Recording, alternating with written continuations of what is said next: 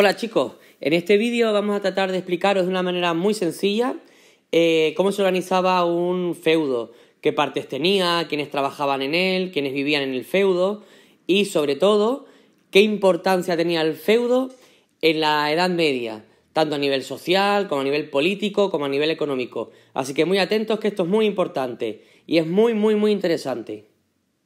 Antes de empezar es importantísimo que recordemos que el feudo, que es una gran extensión de tierra, la entregaba normalmente el rey a un señor feudal, a un noble, a través de una ceremonia que se llamaba investidura, por el que se establecía una relación de vasallaje entre el rey y el noble. Ambos recibían algo en esa relación.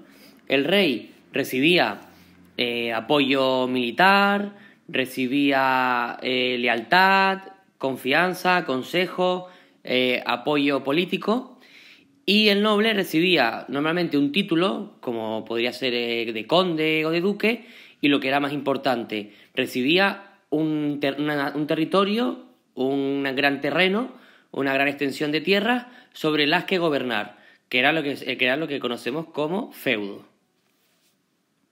Aquí en esta imagen, por ejemplo, vemos un feudo, una gran extensión de tierra que el rey había entregado al noble a cambio de que éste le jurara fidelidad absoluta, incluso llegando a dar su vida por él, y apoyo militar.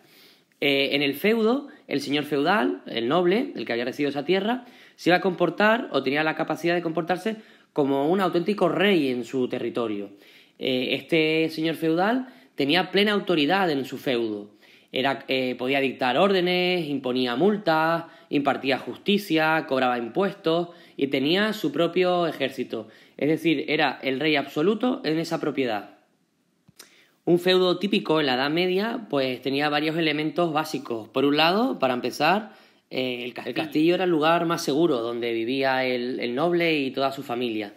Después también tenemos las tierras de cultivo, que eran normalmente de una gran calidad, se obtenían pues muchas cosechas a lo largo del año de estas tierras de cultivo. Teníamos bosques, tenemos prados para el ganado, incluso podíamos tener ríos, pastos. Aquí en esta otra imagen podemos ir viendo los elementos del feudo, lo que veíamos antes, los prados donde podía pastar el ganado, las tierras de cultivo, los bosques del que se podía obtener madera para hacer casas o leña. Vemos la aldea donde vivían los campesinos que trabajaban para el señor feudal, el molino donde se podía moler pues el grano para obtener para obtener harina o otro tipo de alimento. La inmensa mayoría de las tierras que componían el feudo eran trabajadas por campesinos, por los siervos. Estos campesinos trabajaban de sol al sol, día tras día, para obtener todo el fruto posible de estos cultivos. Todas esas riquezas que obtenían de la tierra se daban directamente al señor feudal. Nada les correspondía a ellos, salvo lo mínimo para subsistir, para sobrevivir. Esto era así porque los campesinos necesitaban, en una época como la Edad Media, que era una época de continuas guerras, de continuas batallas, de continuas conquistas, necesitaban la defensa, necesitaban la protección del ejército del noble y, por tanto, a cambio, trabajaban durante toda su vida las tierras de este noble, de este señor feudal.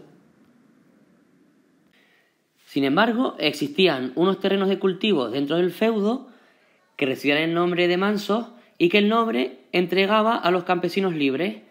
Los entregaba a cambio de un pago de renta. Es decir, los campesinos recibían estos terrenos, estos mansos, que cultivaban libremente, pero a cambio tenían que entregar una parte de las cosechas que obtenían al señor feudal. Lo conocemos como renta. Por tanto, como hemos visto, todos los campesinos, de una u otra manera, trabajaban las tierras del señor feudal y todo lo que obtenían, toda la riqueza que obtenían de ellas, iban a manos del noble, a manos del señor feudal. No recibían normalmente nada a cambio, solamente la protección que le aportaba el señor feudal. Pues si todo esto fuera poco, el señor feudal cobraba unas rentas, normalmente en forma de alimento, de cosecha, a todos los campesinos, pues por el pago, por ejemplo, por el pago de utilizar el molino, o por impuestos por pasar un puente, o en calidad de impuesto por utilizar el río, pescar en el río, o utilizar madera de su bosque, o incluso utilizar su horno para cocinar los alimentos. Por tanto, el señor feudal acababa viviendo absolutamente de las rentas, de todas las rentas que le aportaban, ya sea de manera directa a través de las cosechas los campesinos o a través del pago de los impuestos por usar eso, los puentes, los molinos, los hornos, los bosques. Es decir, que el noble abusaba un poco de los servicios que les prestaban los campesinos.